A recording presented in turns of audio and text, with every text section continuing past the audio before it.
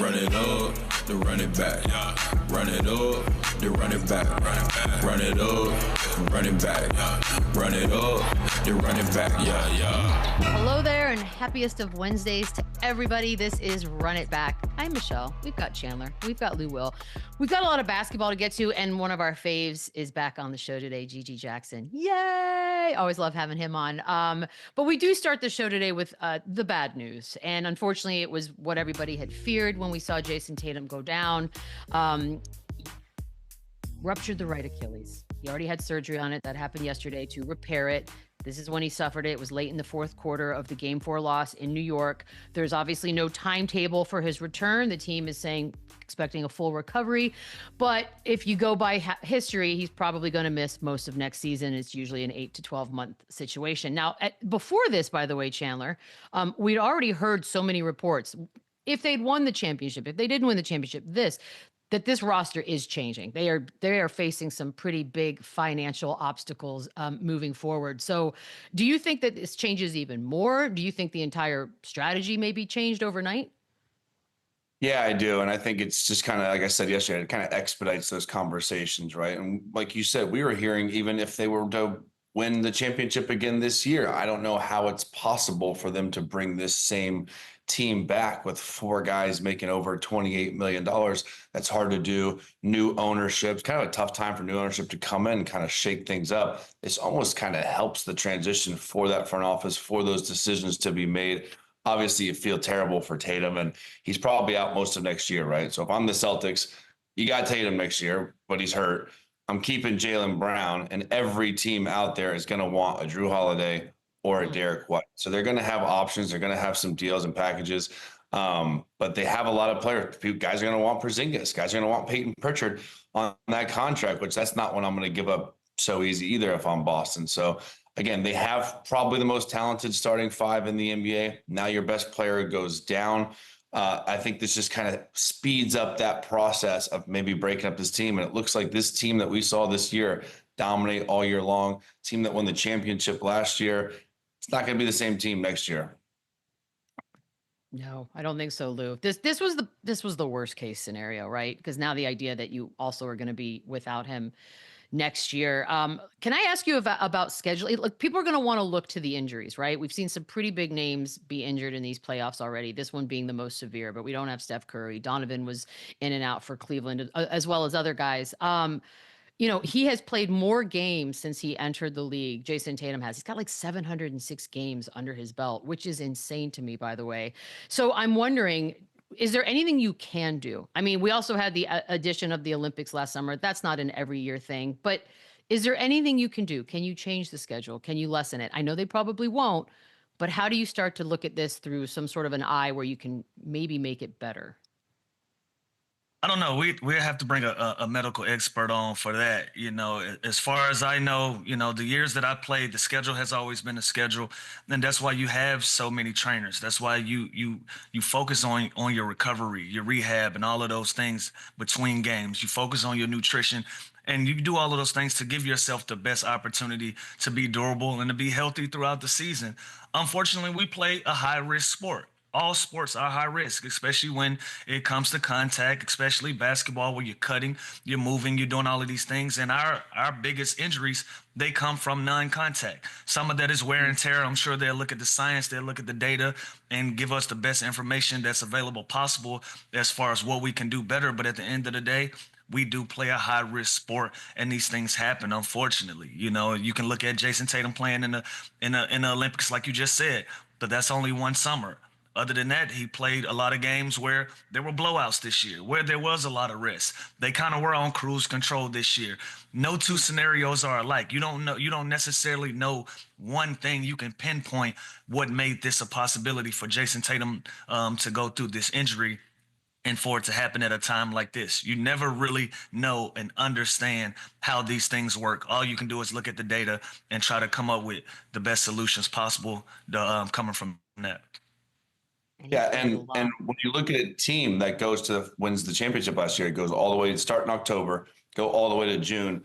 It's hard to look at the Olympics because the whole story going into this season was how he didn't play in the Olympics. Like, it's hard for this exact, situation to look at that, but it is a lot. And it's a lot of travel. Great point, Chandler.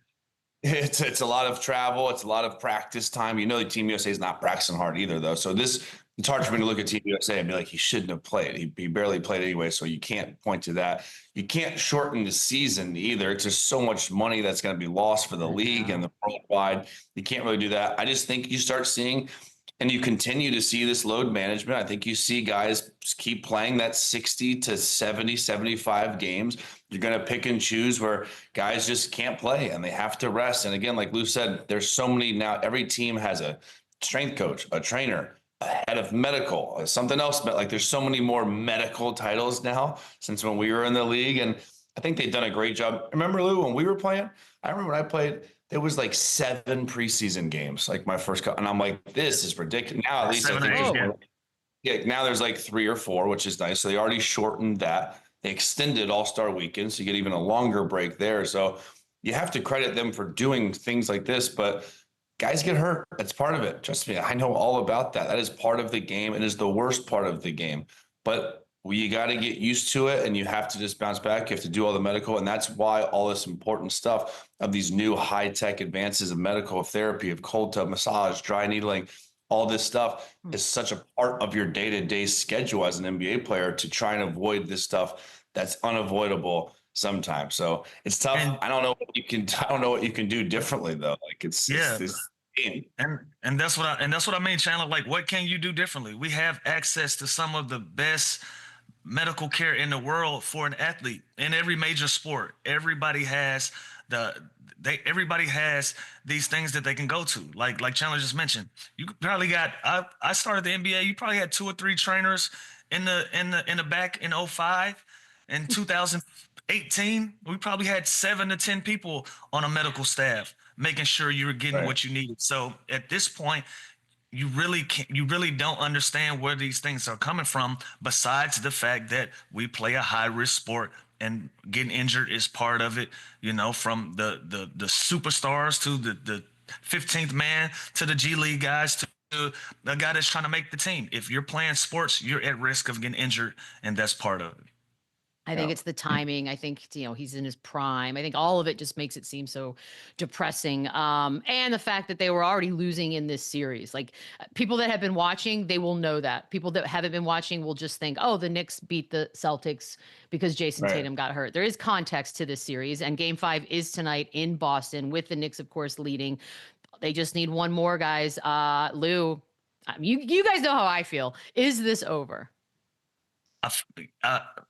I feel like it is. And I say that because New York has just played a better series, flat out. You know, they've been a hungrier team. They've been a more motivated team.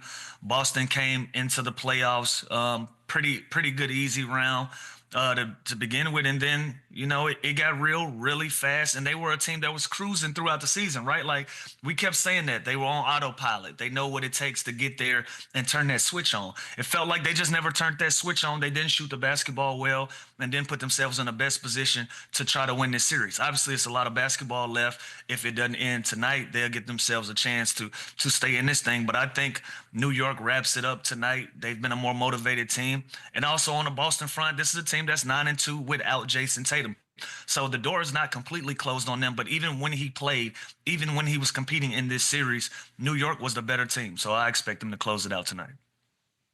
I'm going to go the opposite. I like Boston tonight. Oh, wow. I think it's such like a pivotal moment of the season. Your brother goes down and in a ugly fashion where he's in off work missing next year. I think this is when, whoa, we good there? That was crazy. You froze. Kinda. We got you. You're here now, though. Go ahead. Yeah. Listen, they still have enough. And like you said, they're 9-2 without him. There's some analytics about there that they're plus minus or certain nights and a lot through the season. They were a better team without Jason, which is crazy to even say out loud because I don't believe that for a second. But numbers wise, there are some numbers that prove that. Look, they're still a 4.5-point favorite too. I just think when your man goes down like that, there's an obligation to play as hard as you possibly can to keep this season alive tonight. I think Jaylen Brown is super aggressive. I think Derek White, KP, I think these guys have to be super aggressive. I think they extend the series tonight. The thing about it is, man, I just feel like they can't sneak up on New York. Like New York understands they're going to get their best punch tonight. You're going to see a motivated Boston Celtics team, but they're not going to be able to sneak up on New York. I think New York is fully prepared for what's coming their way. And again, when you have the most clutch player in the world with Jason Tatum being out, Jaylen Brown, I expect him to have a big night. He's going to step up, but you're going to need so much more from those other guys you just mentioned. Derek White, Drew Holiday, Al Horford, all at Porzingis, all of these guys have to step it up to a maximum level for them to extend this series. But again, New York has been consistent throughout it. I'm not going to go against the grain and just say Boston because that's what sounds popular to me. It looks like New York is primed to move on to the Eastern Conference Finals, so we'll see tonight. You know what's crazy Being too? optimistic. We talked about how good the Celtics were. Like, I think I even said earlier, like I would take the Celtics versus the field in the Eastern Conference. This just shows you how quickly things change, how the regular season is a whole different game. The Knicks were dominated by every good team all season long, and now they are just punking like this really, really, really good basketball team. So it is crazy. And now with Tatum going out too, this kind of shifts the whole landscape for next year of the Eastern Conference being wide open. Like you got the Pacers going back to back, you got the Cavs back with that core. You got all these teams in the lottery, the Mavs, the Spurs, the Sixers, they all just got better. Like the NBA is so deep and spread out right now. It's insane. Well, and we'll get to the Cavs thing too, because I think them also being eliminated has really changed sort of overnight how we see the East at the very least. But first we start with, of course, the guys out West, the Thunder and the Nuggets. Woo! 3-2 series lead for OKC in this one. This was a fun one. SGA finishes with 31, 6, and 7. Jalen Williams showed up big with 18 and 9. JOKIC, of course, with his 44 and 15. Jamal Murray had 28. There were 6 scorers on that Thunder squad that were in double figures. This was a tight one. They are now, of course, a win away from going to the conference finals, but this is back-to-back fourth quarter comeback wins for a very young OKC team. So young, in fact, that we thought, they're going up against a champion veteran team. These might be the tough games for them. And it turns out, Lou, it does not appear to be the case. What have they been proving to you along the way? What you just said, Beadle, they win by committee. Like when you start the fourth quarters, it's easy to just pinpoint SGA when he makes shots. But all of these guys make shots. All of these guys make plays. Offensively and defensively, they make plays. Like even Jokic tried to take a breather and guard Lou Dort for some possessions. Lou Dort goes 3 from 3 from the three-point line. Like he's making him pay by switching off and trying to find somewhere to hide during games to get a breather. That is costly to you if you're trying to win a game. You look at it, Jalen Williams, he makes a big 3 before SGA makes a 3 to get them in this basketball game. They have so many different guys that make big plays throughout the course of basketball games. It just makes it difficult to beat this team, especially when they're on their home floor, when they're in front of their home crowd. They play their best brand of basketball, and you don't even know where it's going to come from. Like, is SGA their closer? Absolutely. But that can change night in and night out, leading up to who's going to take the last shot. So many different guys make an impact on OKC, and that's what makes them tough to beat. That's how they can grind out a game like that last night where Denver goes 7.5 to 8 minutes without scoring a basketball. You're going to get a lot of different production from a lot of different guys, and they're going to continue to put pressure on the rim. They're going to play in the mid-range. They're going to get stops. They're going to be scrappy. They're going to press you up the floor. They're always going to put themselves in a position to win games, even when they're down. And that's what you saw last night. I expect them to have another big game going out in Denver. I still think this series is going to go 7, but the way that they playing, if Denver is starting to wear down and get tired, this is going to start going OKC's way fast. Interesting. Man, I hope it Chandler. goes 7. Interesting. And think about I this. mean, I do too. It's the only fine. one. I wanted to go 7. Yeah. Like, come on. Isn't this the exact kind of path that they should want and embrace if you're this young Oklahoma City Thunder team, where you are getting battle tested? Nothing is coming easy. Like, you have to earn every single possession, every single quarter to win. Every single game has come down to the wire, comebacks, giving up leads, maintaining leads. Like, this is how you become a championship team. So I love the fact that Oklahoma City is going through this. Like Boston last year just kind of cakewalked right to the finals championship. They got a couple tough breaks that went their way.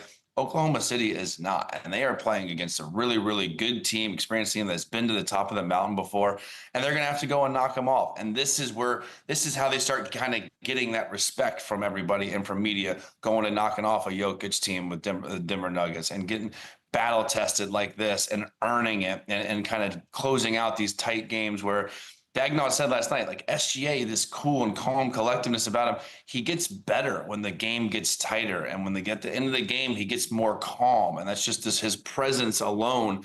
Obviously, his game does wonders, but his presence just keeps this team together, no matter how young they are. So if I'm the Thunder, I am stoked because we might look back. This might be their toughest series of all when they're holding the trophy at the end here. So I think this is huge for their development.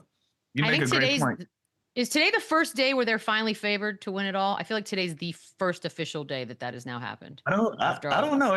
I don't know. The internet tells me New York. Everybody loves the Knicks, but that's like a feel good thing. I don't. Yeah, but that's what we said though. The playoffs are much more exciting and interesting when the New York Knicks are involved. So they're getting a lot of that good media coverage. But OKC has been the favorite to come out of the West all season, and Chandler just mentioned it, man. When you go through the worst of the worst, when you got to play the best, well, not the worst, but when you got to play the best teams to get there, it makes it much more enjoyable and it proves it to yourself. I heard SGA say it early in this series when they got down a game that they enjoyed this. They want to be the team to go through the rigors. Like they want to see what they're made of. If they come out of this, I don't feel like they feel threatened by anybody else that's left in the field. I think they get all the way to the finals and they win the chip if this is the way that this goes. Like Lou, I know we've played obviously, and if I'm on the Thunder right now and I'm looking, I see the Timberwolves up 3-1.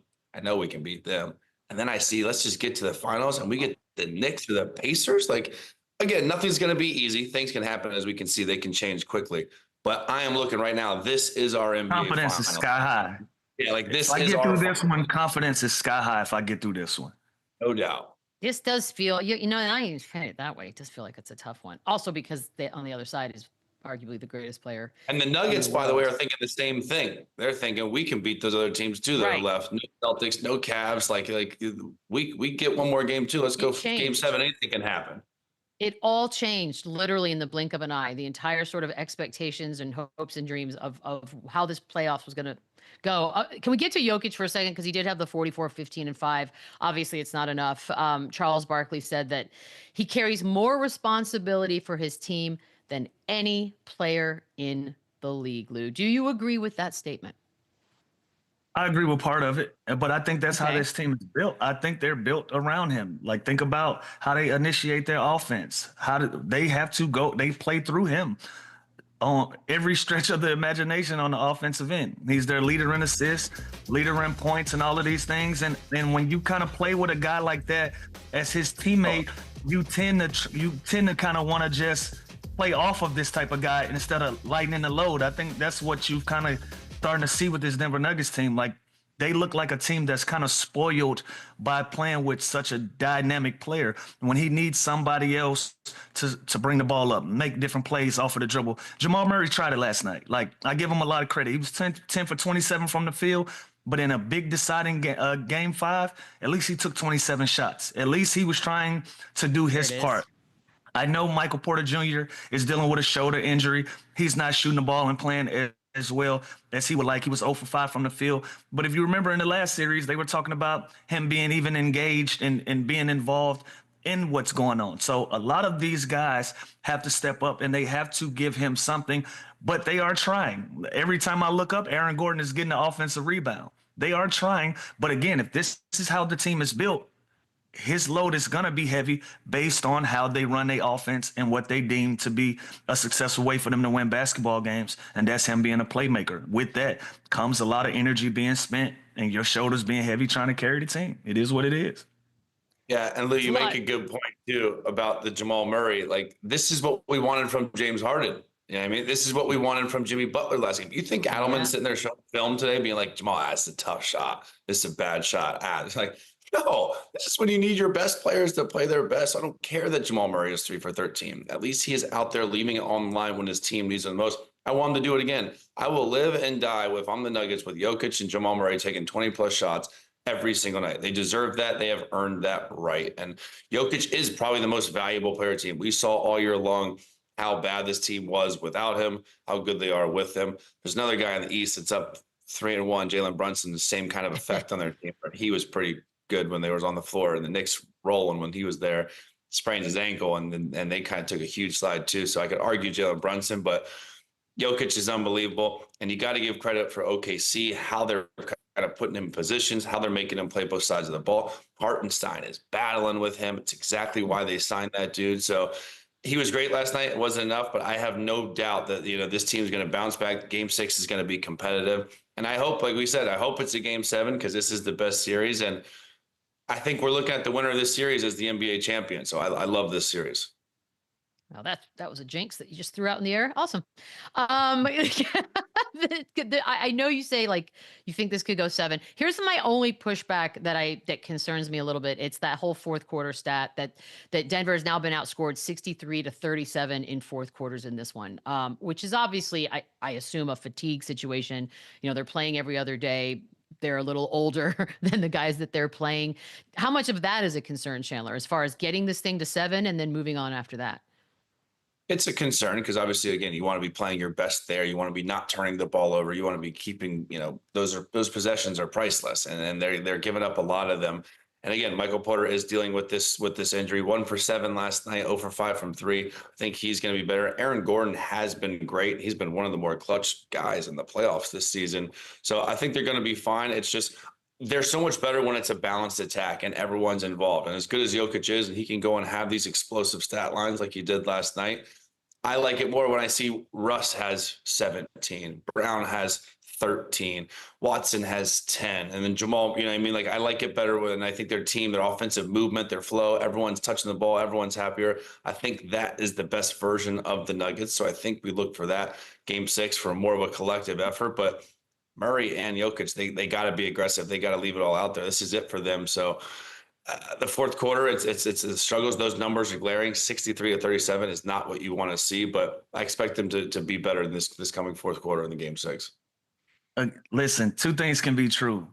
2 things can absolutely be true. They can be fatigued, but again, if your best player is guarding Lou Dort, and that is a way for him to try to get a breather, a way to steal minutes on the defensive end, and Lou Dort makes you pay by going 4 for 8 from the three-point line, 3 for 3 when you guarding him.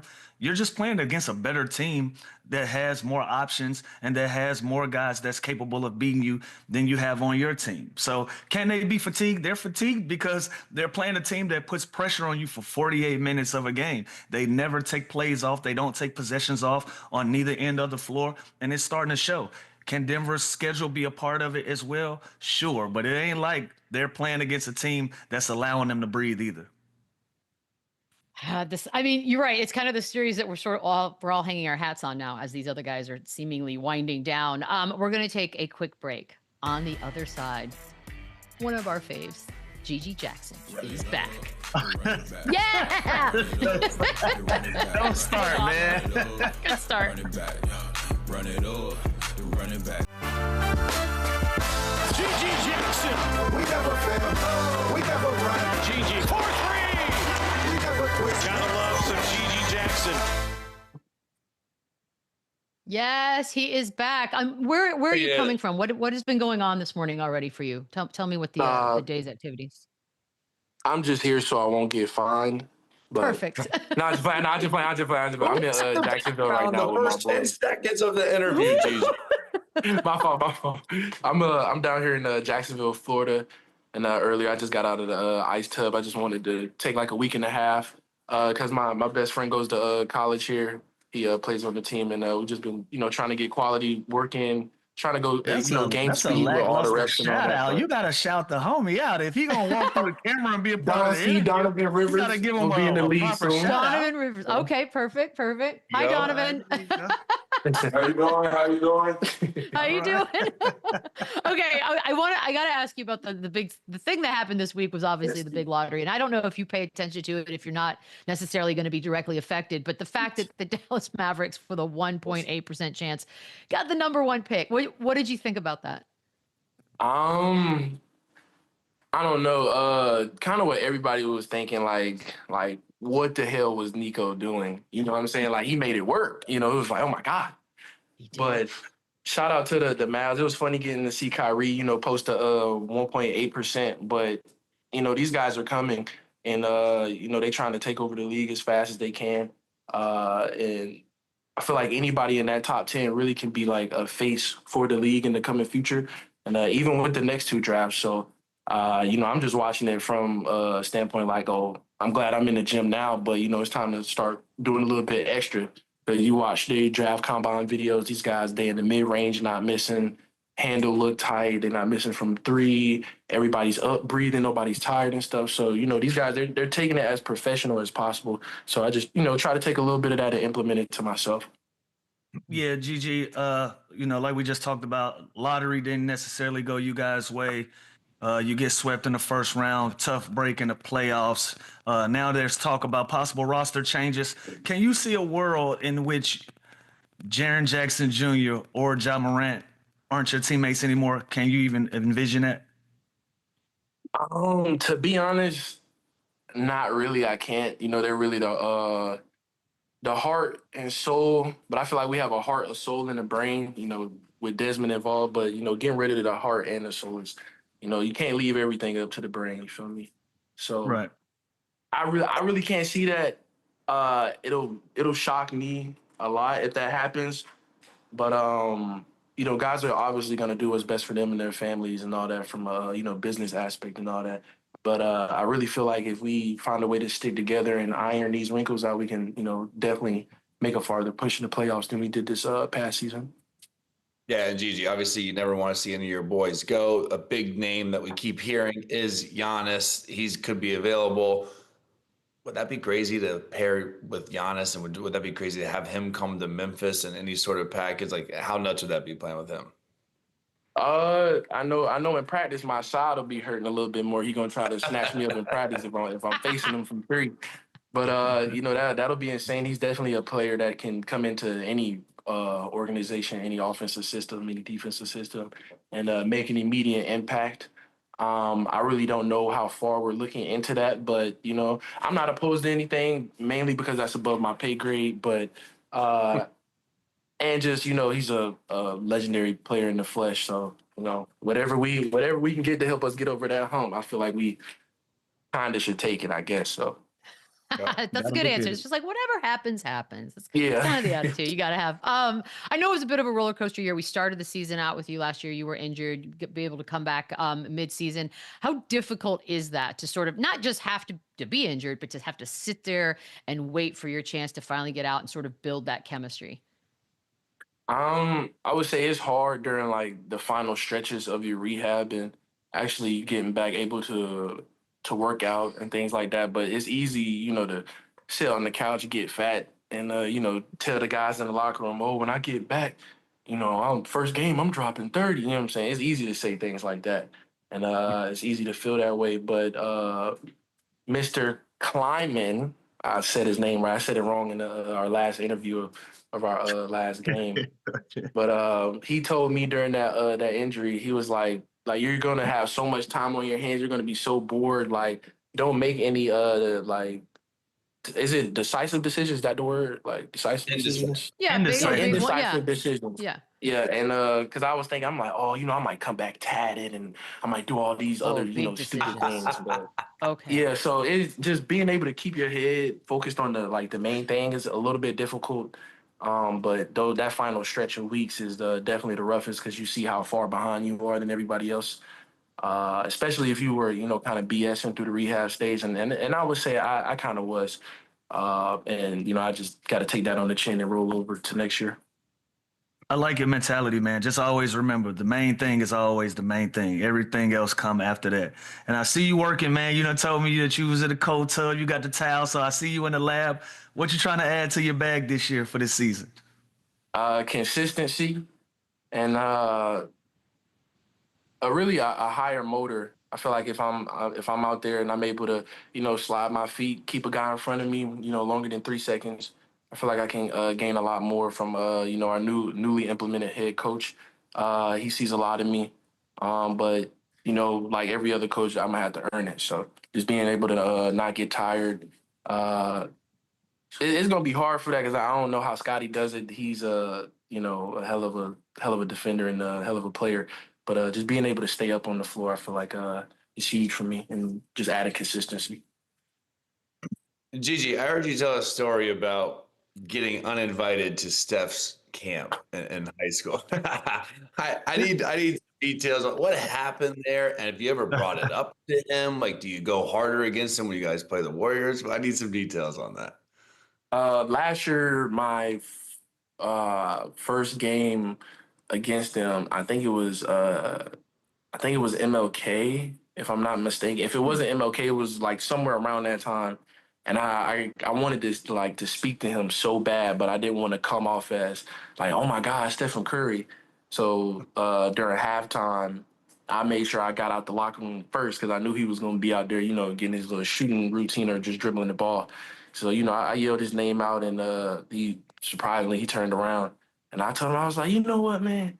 You guys uninvited me from your camp. And he was like, huh? I was like, granted, I did skip my senior year of high school, so it's 50-50 on me. But come on, man, I could at least frame the invitation somewhere in the room or something. Uninvited is rough. That just sounds That's horrible. Yeah. By the way, we had Jalen Wells on a little earlier, I guess last week actually. And the Yuki thing comes up again. So where are we on teaching Yuki, not just the curse words, but obviously he was talking about the slang words, which is always, that changes every week, for goodness sake. Where are we on the teachings of Yuki? Mm-hmm. Yo man is like at the beginning of every sentence for him, and then he might end like 60% of sentences with bruh. So we got a yo man and a bruh in there. So is he teaching you guys anything? I'm wondering how is it like a two-way street at this point? He taught us some words I feel like I really can't say and explain. He taught me specifically just one word, and I don't think it's appropriate to say so. What is it? I'm gonna keep you out of hot water. Okay, Switching gears, GG. Man, the playoffs been on fire this year. A lot of good games, a lot of upsets, a lot of surprises. Which series has had you locked in the most so far? I ain't gonna lie, it was that Celtics KNICKS series. Yeah. Prayers up for JAYSON Tatum and the Tatum family and the Celtics organization. I know they're gonna deal with that as best as the Celtics do. He's gonna come back, maybe a cyborg or some, killing and stuff. But that series really had me really locked in with. It lost your attention already. It's still some basketball to be played. No. Yeah, I'm still in it He for knows. sure. I'm still in it for sure. But just seeing the tenacity both teams are trying to play with, and how they're really, not letting either team get the upper hand. Like, it'll seem like Boston's up, then New York will gradually get back in. And like you guys were talking about earlier, this Nuggets OKC series. Obviously we want the Nuggets to win because OKC beat us. But surprisingly, I didn't think this series would be tied up by now. I thought Denver, would have went up 3-1. But like you guys were saying, it's a lot of great basketball being played right now, for sure. Hold up. You thought Celtics Denver would be Warriors. up 3-1. It's kind of a hot take. I'm not could gonna have lie. When Aaron Gordon hit Could've that been. game winner, I was like, Yeah. it just might be destined to be, I mean, Hey, Celtics and Warriors, they both on the brink of elimination. Can you see either one of them teams making a comeback and making this interesting, or you think it's curtains? Shout out Darius Garland. I don't want to, too much jinx it how he did, but if they find something to inject Steph with to get him back out there sooner, it might go 6. That hamstring, bro. That ain't gonna. Yeah, that's what he. PRP. Jaren kind of had a little hamstring injury. I want to say the second week of training camp, and that was pretty ugly. But he got back out there pretty quick, so I don't know. He's an older guy, so maybe it really might be that bad. And the Celtics, I still feel like they haven't had one of those games where their team hit 15 threes or something crazy like that. So I see it more on the Celtics and Knicks series than I do with the Warriors, just seeing how Steph is out. But, Jimmy can always put the team on his back. So We're waiting on Let it. me ask you this too. One of the main topics of the playoffs this year has been guys hunting weaker defensive guys, making guys work on both sides of the floor. You play the Lakers, you play the Nuggets, you kind of put Luka, put Jokic in these actions. How much is that discussed, like in your film before and your scout before? to go at these guys that are, not known as the better defenders, or they're so high usage rate offensively, you want to make sure you work them both on the other side. Right.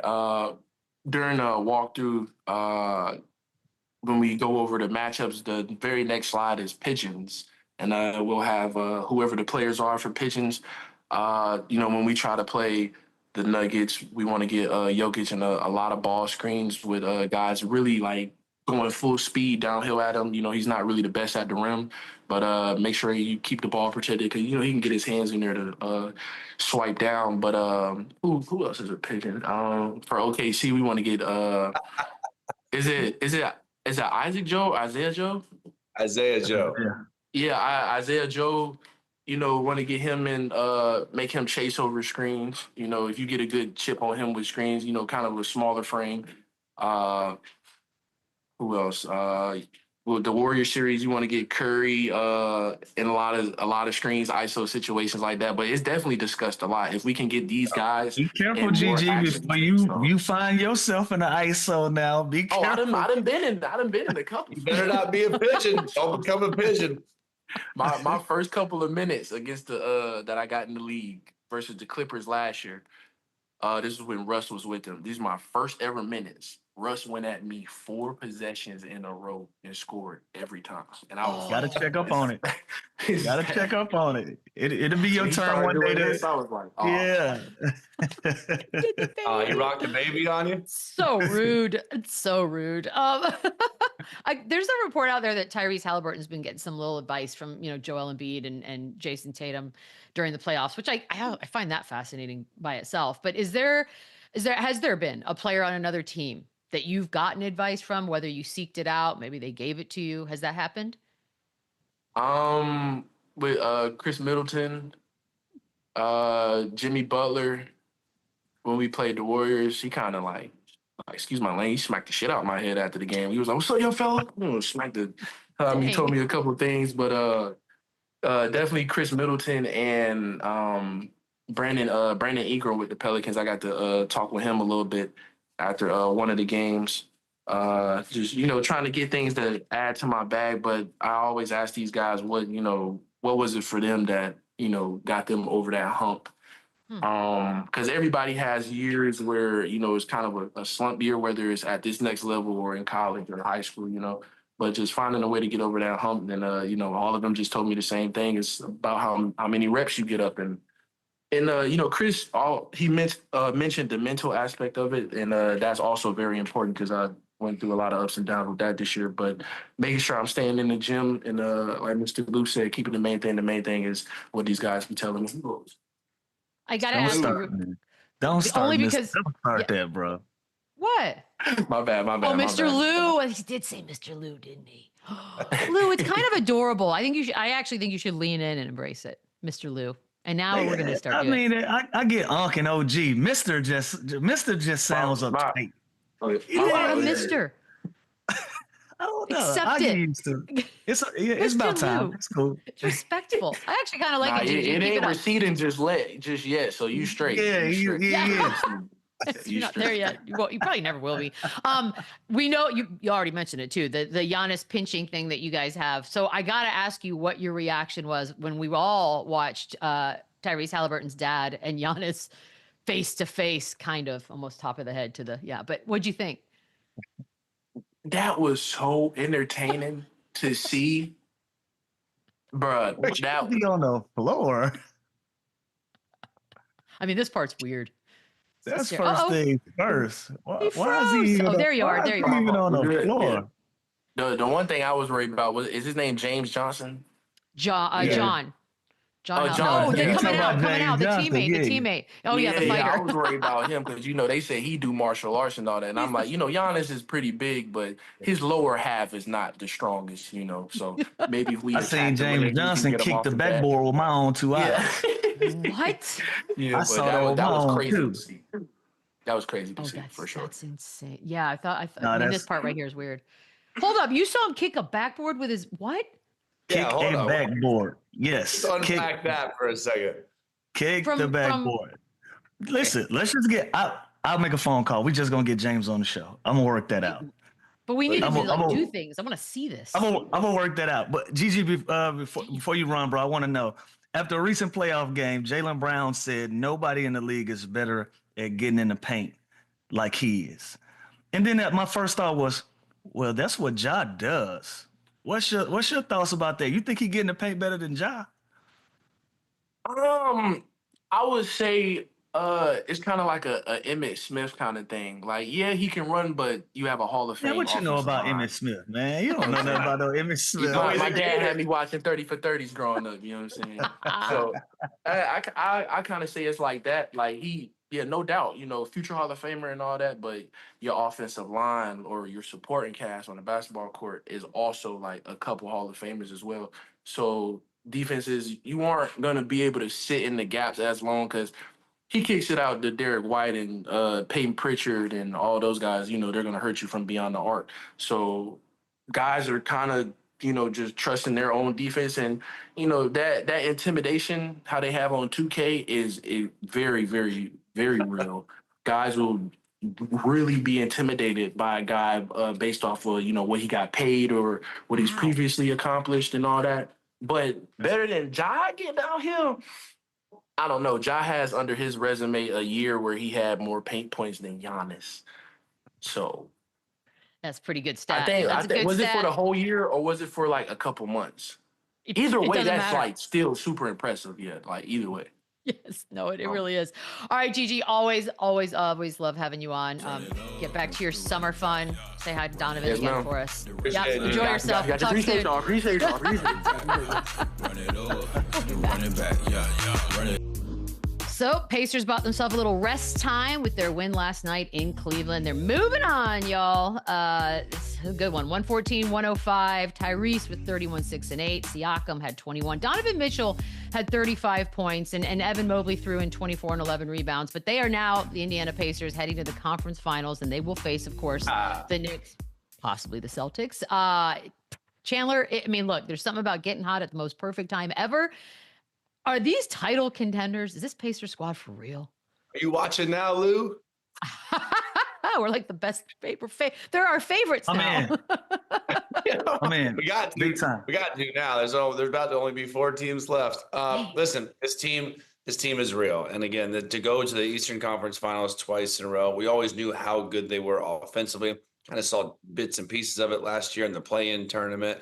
Tyrese Halliburton kind of take that next step, but then all of a sudden he's getting called overrated, and this team has been through a lot of adversity, but they've kept their head down. Siakam's continued to get better and productive. Miles Turner, their bench is unbelievable. I love that Obi Toppin's kind of flourishing in this series and kind of playing through him in the mid post. TJ McConnell does TJ McConnell things. They're such a balanced, collective, great team that can defend. A lot of pick and roll, a lot of threes, a lot of shooting around. Guys like Neesmith and Nimhart, they can go 9, 10, 11 deep on you. So this team is real. They just absolutely punked the #1 seed pretty much all series long. And this is a real threat. Listen, it's going to be them. If the Knicks can get out of this and handle the Tatumless Celtics, we got Pacers, Knicks in these conference finals, and that means anything can happen and is up for grabs. So there's a real shot this team is in the finals, and they deserve it. They played well. Carlisle is one of my favorite coaches I've always had. Offensively, he's brilliant. Out of timeouts, quick hitters, he's unbelievable, and he has the personnel to do that. So I'm happy for them. It's a great year. I don't think a lot of people expected this, but listen, they're here, and they deserve it, and Tyrese Halliburton's not overrated. Apparently not, Lou. Apparently not. Yeah, I just seen Rick Carlisle say they're hot at the right time. They're playing their best basketball at the right time. Anytime you can have confidence in your team and guys have confidence in each other and they're playing at a high level, anything is possible. I think that's what makes them real title contenders. They know they're on a streak right now. They know they're playing their best brand of basketball. And if you have guys that believe in the mission and are motivated to go out and prove it, it doesn't matter who's standing in front of a team like that. That makes them real title contenders to me. I'm curious as to what the Cavs are going to do in this offseason, guys, because this is a tough one. They did what they did all season long. Coach of the year, #1 seed, to win one game in the conference semis. Something has to change, right? You can't just keep doing the same thing over and over again, can you, Chandler? I don't do anything. I think with the mystery of what's going to happen in Boston, Jason Tatum's out. I think they are poised again with that core, with those 3 All-Stars, the coach of the year. They have depth, they have shooting, they have the right team, the right format. The reason we just haven't trusted them or given them the love and the respect because they haven't done it on the biggest stage. So I think they have the pieces. Maybe you add a couple things here and there, but I think this team, after this letdown, comes back after a big heartbreaking series in the playoffs, postseason run this year. I think you look next year, if everything, obviously depending on some big moves, this team's right there in the thick of things next year. You got to make a decision on a guy like Ty Jerome, who's a free agent. They had DeAndre Hunter, that helped, but with no Celtics, the question of the Celtics, I like the Cavs again next year running this back. I think they could. I think it could be better. Don't change anything. If anything, go out and get Garland a new toe and get Mitchell a new ankle. Other than that, do not mess with that team. That's it. They aren't. They got bit by the injury bug, and you can tell by the explosiveness of these guys. They just didn't have it. They couldn't have. They had bad feet. They had bad feet. Do not change this team. Do not mess with anything. That was the only thing wrong with this basketball team. So don't overreact. Don't overthink it. Stay the pace and trust the process. You can tweak it. Can you tweak it? Hey, listen. Donovan Mitchell said it. He said, listen, the media is going to write some really, really nasty things about us, and they deserve it. They deserve the criticism, and they're going to use it as fire. They're going to use it as fuel, and they'll be back next year. Man, what a bummer of an ending for the Cleveland Cavaliers. It was such a fun season. All right, we're going to take a quick break. We got a couple of game 5s tonight. Could things be ending in a couple more of these series? We'll look at that when we return.